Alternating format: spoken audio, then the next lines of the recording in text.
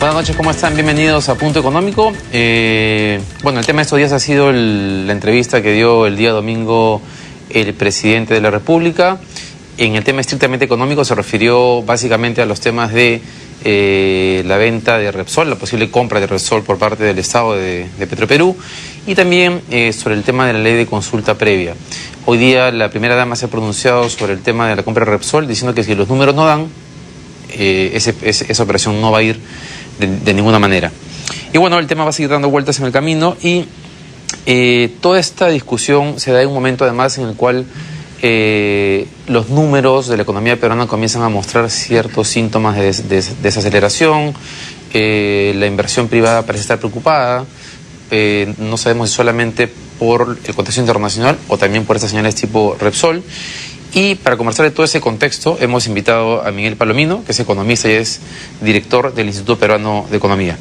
Miguel, ¿cómo estás? Buenas noches. Buenas noches, gracias por la invitación. Muchas gracias por estar acá. Bien, conversemos primero del tema específico de Repsol.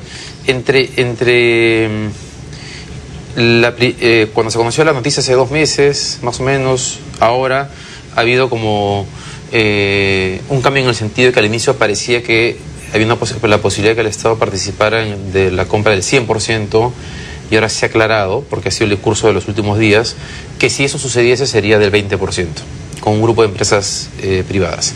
Y como ha dicho la primera dama, eso se daría si es que los números efectivamente cuadran. Es decir, yo me imagino que si un grupo de empresas peruanas serias entran, es porque los números dan positivo, ¿no? ¿Ese escenario te sigue pareciendo un mal escenario para una incursión del Estado en la actividad petrolera? Bueno, en realidad sí, obviamente menos malo, pero es malo porque no se enfrenta al problema grande de fondo. La discusión respecto al tema de Repsol ha tendido a centrarse en si el Estado es un buen o mal empresario, respecto a si Petroperú en particular tiene o no la capacidad de hacer estas cosas, respecto a si la Pampilla es o no una buena inversión, y si los números dan, como decían, ¿no? Pero en realidad hay una cuestión previa que es mucho más importante y que deja como detalle estas discusiones, que además en general no favorecen la idea de comprar los activos de Repsol. Y la cuestión previa es una prioridad para el Estado peruano dedicar sus escasos recursos humanos, de capital y capital político también, a comprar una empresa que refina petróleo y tiene grifos principalmente en Lima. ¿Vale la pena comerse un pleito tremendo en opinión pública? Con o sin razón, el hecho es que esa reacción era previsible, que iba a haber una gran oposición, porque iba a ser interpretada como una vuelta al Estado empresario y a este tipo de actividades, ¿no? Entonces, independiente si uno cree que es bueno o es malo, sabía que estos iban a ser razonablemente los resultados. El gobierno peruano, ha anunciado, y los felicito, digamos, profundamente por ello, y les doy todo, digamos, todo el deseo de salir adelante y todo el apoyo que puedan necesitar, reformas tan importantes como reforma del servicio civil. Han hablado mucho de la reforma de la educación, se ha gastado mucho presupuesto, honradamente todavía no se ve mucho de lo que se va haciendo, pero hay la intención, esperemos que se pueda trabajar.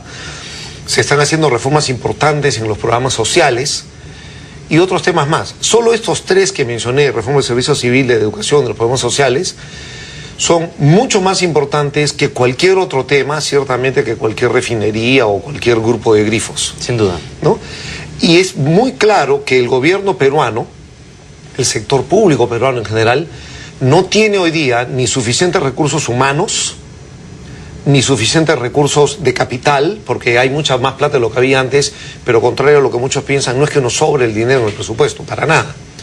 Y ciertamente no tiene suficiente capital político para sacar adelante estas reformas, que son muchísimo más importantes. No creo que haya un peruano, ni uno, de cualquier ideología, que no comparta que son más importantes. Una pregunta para... Pero se gasta entonces el tiempo del Consejo de Ministros, de varios ministros, del presidente, de la primera dama, toda la cobertura de los medios, la necesidad de una entrevista en televisión para aclarar, un desánimo tremendo, un enfrentamiento enorme con muchos empresarios, dudas por todo lado, una caída muy fuerte en popularidad, lo cual le va a cortar la posibilidad de hacer un montón de temas, enfrentamientos en el Congreso, para comprar grifos. Ya, vamos a tocar los dos temas que has planteado porque me parecen importantes, porque además creo que, y corrígeme si me equivoco, que cuando planteas el tema de priorización de recursos y lo que implica en el debate de opinión pública y el desgaste político, esos dos mismos argumentos se trasladarían desde tu punto de vista para afirmar que tampoco se debe proceder con la integración vertical de Petroperú, independientemente de Repsol.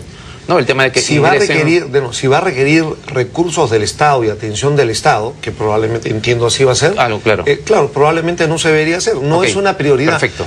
O sea, cualquier gerente o presidente de un país o cualquier ejecutivo a cargo de una organización o de un Estado, probablemente su labor más importante, la primordial, es definir cuáles van a ser sus prioridades.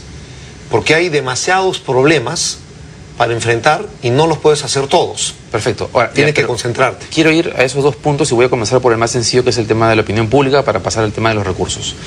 La columna de Gonzalo Segarra de Semana Económica de lunes es interesante porque él, mostrando su oposición a que se compre Repsol con los mismos argumentos que tú planteas, cuenta al inicio que en el World Economic Forum, cuando los extranjeros preguntaban por esos dos temas, que era por la compra de Repsol y por la posible postulación de Nadine, era como que decían, sobre todo, bueno, él menciona el tema de Repsol en particular, José Luis Chicoma nos contó el otro día el tema de la candidatura de Nadine, pero en el caso particular de Repsol decían, pero ¿cuál es el problema? O sea, ¿dónde está lo escandaloso? Entonces, claro, uno agarra y mira alrededor en América Latina y te das cuenta, claro, son países que están acostumbrados a que el Estado tenga presencia estatal y que no hay este nivel de exacerbación que hay en el Perú. Claro. Entonces, estás mal enfocando el tema. Solamente para cerrar, así está mal enfocado tú y después me corriges. Pablo Secada contaba, a quien le tengo mucho respeto como economista, que claro, él había recibido llamadas de inversionistas internacionales preguntando qué estaba pasando a raíz de la compra de Repsol. Y yo me preguntaba, es que claro, si a mí me llama un inversionista internacional y le digo, a ver, sí, el Estado está preocupado, está interesado en tener una política energética que implica tener una entidad petrolera estatal, pero es básicamente eso en la economía. Ya la tiene, pero en fin. No, ya la tiene, entonces, pero se le digo, pero es básicamente eso, puede ser que yo lo calme, puede ser que yo mismo me encargue de exacerbar los ánimos de los extranjeros. Y mi percepción es que, no digo que sea tu caso en particular, pero que en los medios hay como una retroalimentación de que esto es el inicio de una política estatista y que vamos a ir a una cosa mucho más grande. Entonces, en términos de la opinión pública, ¿tú qué cosa crees que está pasando? Ok, déjame decirte, dividir esto en tres partes, ¿no? La primera, lo que te estaba diciendo. El tema no es si es un escándalo o no que el Estado invierta en unos grifos. Supongamos que Petroperú no tiene grifos ahorita, pero imagínate que tuviera pues unos cuantos grifos porque no logró vender todos. Que los tuviera no sería un escándalo, ¿no es cierto? Pero por otro lado, suponte que yo te diga, en este momento el presidente está dedicando su tiempo y el del Consejo de Ministros para ver si se establece una fábrica de zapatos en Trujillo. No es comparable, pero bueno. No, pero no es comparable, pero bueno, ya. Perdón, pero una pregunta. ¿Sería un escándalo que el Estado tuviera una fábrica de zapatos en Trujillo? ¿Es macroeconómicamente hablando algo, digamos, seriamente preocupante que metieran 25 millones de dólares a una fábrica de zapatos en Trujillo? No lo es particularmente. No es nada que va a alterar el presupuesto fiscal, no va a cambiar la naturaleza de la política económica. Pero sería interpretado de la misma manera. Perdón, ¿no? Antes de interpretar nada, sería una tontería. Básicamente. Porque el presidente, el Consejo de Ministros, etcétera, no tendría que estar perdiendo el tiempo en cosas que no tienen ninguna importancia relativa. Y porque hay otros mecanismos para el calificativo, y el calificativo no es entonces si es escandaloso o no, que es lo que tú más o menos estás tratando de definir. No se trata de que sea escandaloso, no se trata de que a un francés no le parezca raro. No, yo con escándalo me refiero básicamente a este discurso que está viendo que se está transmitiendo, bueno, señales equivocadas a los inversionistas? El primer punto es que es una mala idea porque no es importante perder el tiempo en cosas que no son importantes. No es buena idea perder el tiempo en cosas que no son importantes. En primer lugar, ¿no? Entonces, ahí de sencillo nada más. Siguiente lugar, tú eres periodista, parte de tu trabajo es entender más o menos cómo crees que van a reaccionar los medios, la opinión pública ante un anuncio de esta naturaleza. ¿Te parece raro que haya habido una actitud muy preocupada, mucho rebote en medios, mucha preocupación de empresarios, de la opinión pública respecto al tema de Repsol? Independiente de que te parezca justificado o no. Sí, ¿Te parece raro? No. ¿O tú hubieras esperado que esto más o menos ocurriera? No, me parece que han habido debates muy interesantes como el de sábado, en el cual estuvo Pablo, Carlos Enerancén, Dan, una persona como Alfredo Damer hablando de asociaciones públicos-privadas, pero también alguien como Pablo se acaba reconociendo que había un problema de competencia en los grifos, algo que no se reconocía 10 años atrás en el Perú. Entonces sí me pareció interesante. Pero también he visto, como ese debate alturado, reacciones bastante... ¿no? El inicio del chavismo, del estatismo... No, pero es que mi pregunta es bien clara, no me la has respondido. ¿Tú hubieras esperado que este tipo de reacciones se dieran o no se dieran? Sí, claro. Sí. Entonces era perfectamente previsible. Sí, aquí en el Perú, por entonces, paso 1, hemos perdido un montón de esfuerzo y tiempo en algo que no es importante. Paso 1. Pero eso quisiera Paso 2, yo sabía, cualquier persona con 2 dedos de frente, sabía que además iba a originar toda una serie de interpretaciones y preocupaciones, Miguel, por la historia que tiene el Perú. Miguel, por esa misma razón que estás planteando tú en este momento, el PRONA no se cerró durante 15 años, porque como la gente iba a marchar en las calles, no se debía tocar. O sea, bajo esa lógica, tampoco cerramos el PRONA. No, porque cerrar el PRONA es importante, como dijimos... es que ahí viene la discusión posterior, que sí es importante. Es que hay una cosa sumamente importante, pero lo es, pues. Es que para un grupo de analistas por ejemplo, que sí es importante. Pero antes de comenzar este tema, hablamos que había 3 cosas bien importantes que estaba haciendo el gobierno, que había anunciado que estaba en marcha además. La reforma del servicio civil, la reforma de la educación y toda la reforma que está haciendo en temas de los programas sociales, entre los cuales está el tema del PRONA. Entonces, cuando uno tiene capital político que gastar en algo que va a sacar roncha en algunas áreas, con o sin razón, lo gastas donde valga la pena gastarlo. Cuesta, el capital político no es abundante. Entonces, hay que saber utilizarlo correctamente. Este tema de Repsol iba a tener consecuencias previsibles, con o sin razón, y yo creo que con razón además, pero con o sin razón, iba a tener estas consecuencias y era previsible. Entonces, ¿por qué se meten en un problema de esta naturaleza? Esto refleja que no están pensando las cosas claro, que está muy mal asesorado el presidente. O que está convencido de que es un tema importante, y que tú consideras que no lo es. Pero, o sea, yo creo que objetivamente hablando, la importancia es relativa. Ya, entonces vamos a escuchar. Yo no creo que ninguna persona, incluyendo el presidente, estoy absolutamente seguro de eso, y creo seguro que tú también, piensa que tener o no los activos de Repsol es más importante que el servicio civil, la reforma del servicio civil, la reforma de la educación, Totalmente de acuerdo. La reforma del programa social. Totalmente de acuerdo.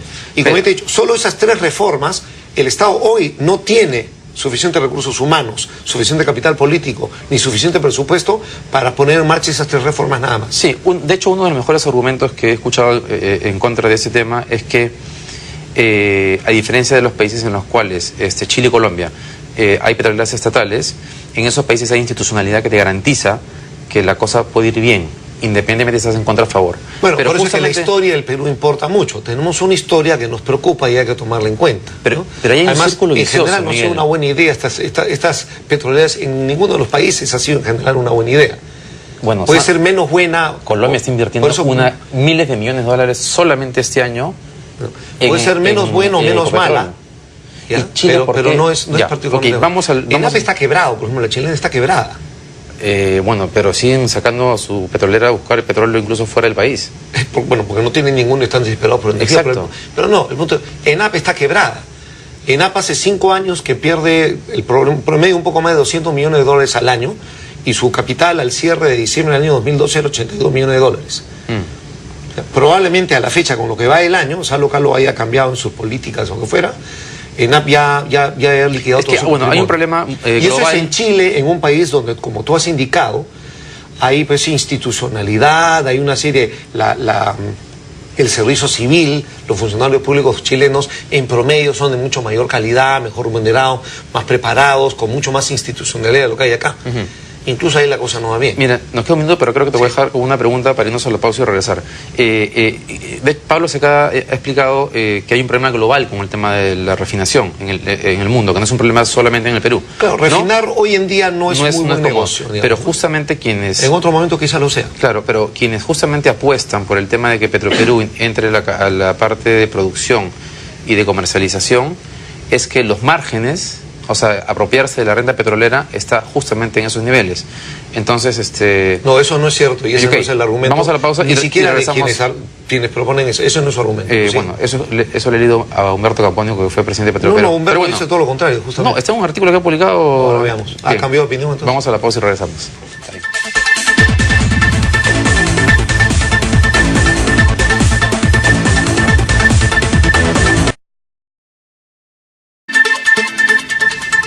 Y ya estamos de vuelta, estamos con Miguel Palomino conversando sobre el tema de la posible compra de Repsol. Ya no me acuerdo en qué parte nos quedamos, pero vamos a regresar seguramente a eso. Respecto a la integración vertical de la actividad. Vertical. ¿Tú estás de acuerdo, decías al comienzo, si es que no va a implicar grandes inversiones del Estado? ¿Perdón? O sea, tú decías al inicio que eso podría ser aceptable. ¿No comprar los grifos? No. O sea, hoy día Petroperú ya tiene una refinería y está enfrentando tremendos problemas para modernizarlo como exige la ley, para comenzar. Hace años que no lo hacen, pese a que eso está... incluso la Pampilla se ha escudado en eso, porque el requerimiento legal, según entiendo, es que mientras Petroperú no arregle Talara, Repsol no tenía que arreglar la Pampilla. Y eso ha sido una bendición para Repsol, porque tiene una refinería que requiere unas inversiones masivas para cumplir con estándares ambientales y que no les va a dar $1. Entonces, una inversión para mejorar el medio ambiente sin nada financiero a cambio, y son inversiones que yo entiendo, porque he escuchado a todos los expertos hablando, del orden de $1.000 millones, digamos, ¿no? Entonces es muchísimo dinero. Los grifos no es en particular un montón de dinero, pero la argumentación sobre integración, Petroperú ya tiene Repsol, Petroperú ya tiene una refinería, entonces no es el lado de la refinería lo importante, más bien es preocupante que tú acabas de tener un monopolio de las refinerías de parte del Estado. Sí, eso seriamente preocupante. Claro, de acuerdo. Segundo lugar, de lo que hablan de integración vertical, porque es importante no es por el lado de los grifos, que puede o no ser un negocio medianamente interesante de repente.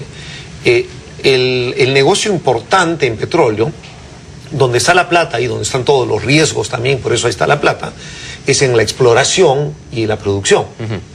Ahí es donde se hacen o se pierden fortunas. Y lo que plantean personas que tienen esta idea de que el Estado se debe meter es que se integre verticalmente a la producción y exploración de petróleo. Prioritariamente, claro. Lo cual exige enormes riesgos y enorme cantidad de capital, además de un montón de conocimientos y capacidades que no se tienen. Ok. Ahora no se sabe en qué anda Petroperú porque no ha habido casi nada de comunicaciones de la salida de Humberto Campodónico, pero mientras estaba Humberto ahí, supuestamente el concepto era que se iban a recuperar lotes en los cuales se sabía que había petróleo, se iba a buscar un socio privado y se iba a pretender que fuese el inversionista privado el que invirtiese. Claro, le dije que todo el riesgo y toda la inversión ha sido inversionista privado y mágicamente a Petroperú, sin costo para nadie, no sé cómo, no le iba a costar a nadie, y Petroperú tenía un porcentaje. Se habían descubierto la alquimia. Con un decreto o una ley. No, pero eso es sencillo de saber, es porque la reserva está comprobada. Claro, pero hay una cosa bien clara. Cuando ese lote pierde la concesión, quien lo tiene, si no hubiera un Petroperú de por medio, ¿qué se haría con esa concesión? Se entregaría a un privado. Se haría un concurso, sería un concurso para entregar a un privado. Claro. Y el concurso sería quién le paga más regalías al Estado peruano. Claro. ¿No? Ahora el concurso va a ser el siguiente. Le tenían que dar 20% de participación a Petroperú, que es como darle 20% de regalía a Petroperú, porque no ponen nada y le tienes que dar 20%, y le tiene que dar el resto al Estado peruano. Entonces, en lugar de darle 20% al más privado, X al privado le van a pedir eso. En lugar de darle todas las regalías que le podría haber dado al Estado peruano, le va a restar 20%, que es lo que le está costando esta participación gratis de Petroperú, que no pone capital, no pone conocimiento, no pone nada, pero tiene que dar 20%. Y el Estado peruano se queda sin 20% de la producción que le hubiera tocado como regalías. No, pues si produces el petróleo, tienes unos ingresos y el flujo, o sea, tú participas de la utilidad. No entiendes, renta. No entiendes. Cuando un concesionario viene y puja en una subasta, la subasta, ¿qué porcentaje le das al Estado peruano? De la regalía, claro. Claro, si te dicen, le tienes que dar al Estado peruano y además tienes que darle 20% a Petroperú, entonces de frente, 20% que le hubiera tocado al Estado peruano y ya está en Petroperú. Eso que le da a Petroperú le está restando 20 puntos de regalía al Estado peruano para dárselos a Petroperú. O sea, eso es lo que estamos haciendo. Petroperú es parte del Entonces, Estado peruano. Exactamente lo mismo sería, no, Petroperú es una empresa estatal. Pero es parte del Estado peruano. No, no es parte del Estado peruano. No, estará fuera de las cuentas fiscales, pero es parte del Estado peruano. Perdón, me dijeras que el no es un ministerio, es una empresa, es una entidad que tiene una situación distinta. Pero porque si no, entonces... el BCR es independiente, presupuestalmente, pero es parte del Estado peruano. No es una empresa con objetivo de hacer utilidades. Yo sé, pero es parte del Estado peruano, no es que esté fuera del Estado peruano. Pero, de nuevo, no es lo mismo. O sea, en una de las funciones más grandes que tiene la democracia, que tiene el Congreso en una sociedad democrática como la nuestra, es determinar cómo se distribuye el presupuesto. ¿Ok? Entonces, lo que deberíamos tener es, acá están todos los ingresos que tiene el Estado peruano. Y si alguien merece obtener parte de esos recursos, porque es un buen motivo, un buen uso de esos recursos, se discute en el Congreso qué porcentaje de tocar y se distribuye entre educación, programas sociales, salud, carretera o Petroperú. Si tú sacas eso de lado y le das 20% de lo que salga, que no sé cuánto es, porque nadie sabe cuánto va a ser, ¿no es cierto? Claro, todavía no se sabe. Nadie sabe cuánto es, no, ni hay forma de preverlo. Entonces, va a haber una cantidad de dinero que nadie sabe cuánto es, que le va a tocar a Petroperú. Si realmente conviene, lo que debe hacer es, no, vamos a hacer un concurso limpio y ordenado, que se le pague las regalías al Estado peruano.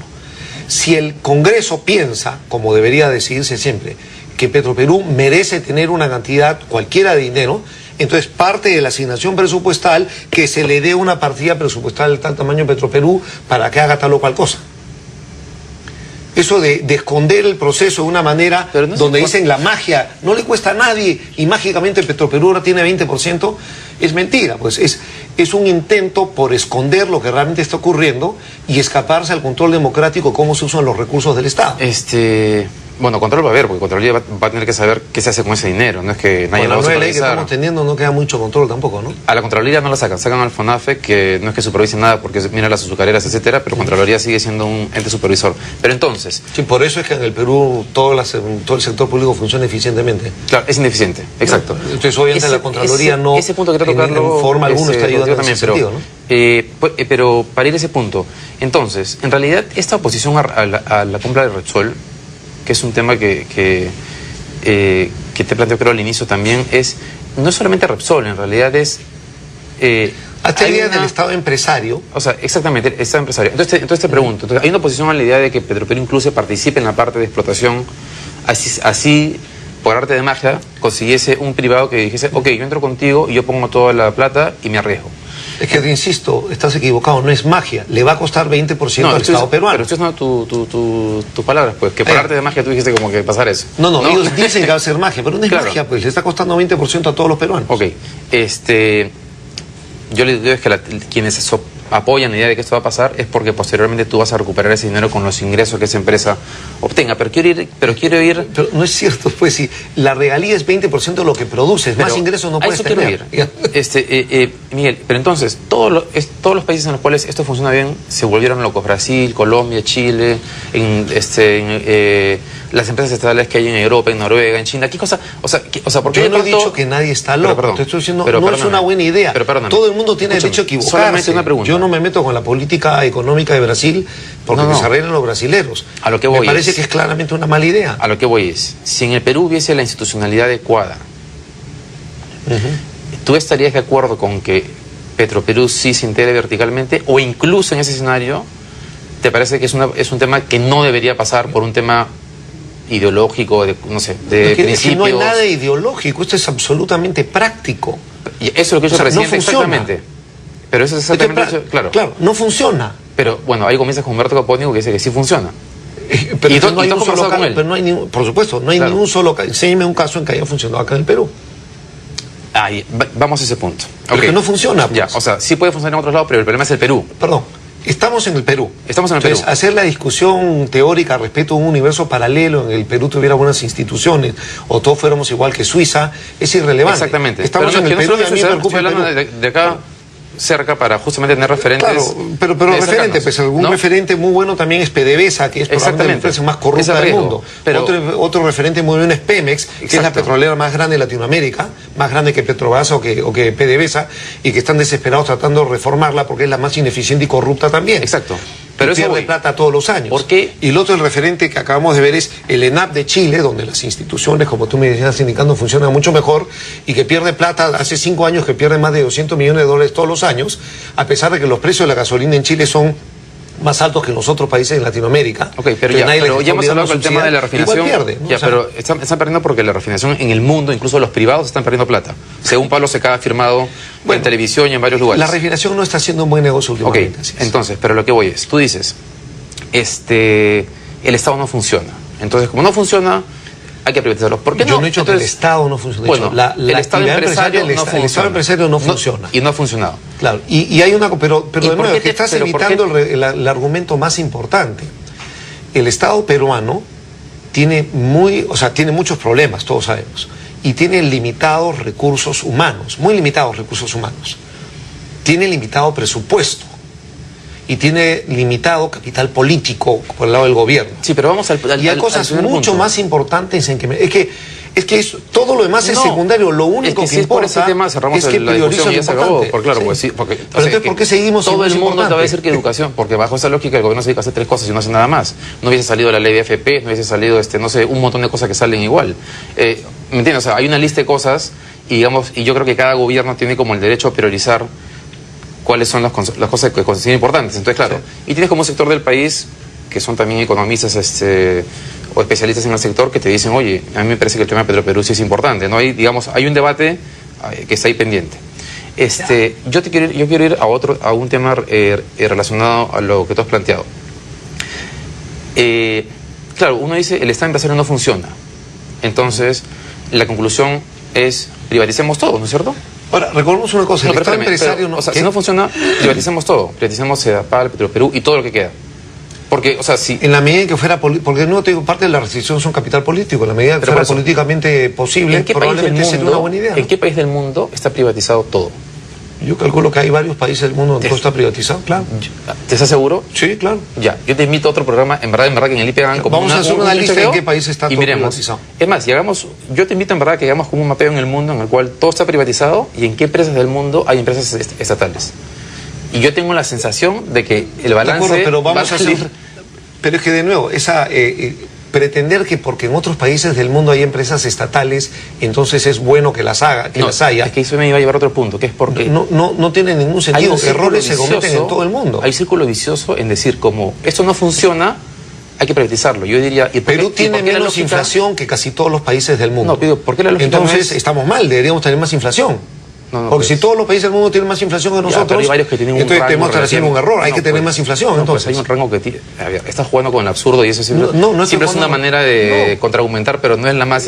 No, pero al contrario, tú estás diciendo que porque sucede en muchos países del mundo debe ser bueno. No, yo voy a ir a esta pregunta. ¿Por qué si esta, pero eso es lo que dijiste. Sí, pero es que si hacemos un mapeo, dijiste, pues. Yo digo, o sea, en general no es una mala idea mirar qué pasa en el mundo. De hecho, no es una mala idea, han promovido no es la economía de libre mercado en el Perú durante mucho tiempo, lo que han hecho es Chile. Pero cuando no les conviene Chile dicen, no, espérate un ratito, Chile no. Entonces, así como ustedes toman ejemplos, estoy planteando un ejemplo. Pero es que porque uno no toma ejemplos aleatoriamente, uno toma ejemplos de lo que funciona bien.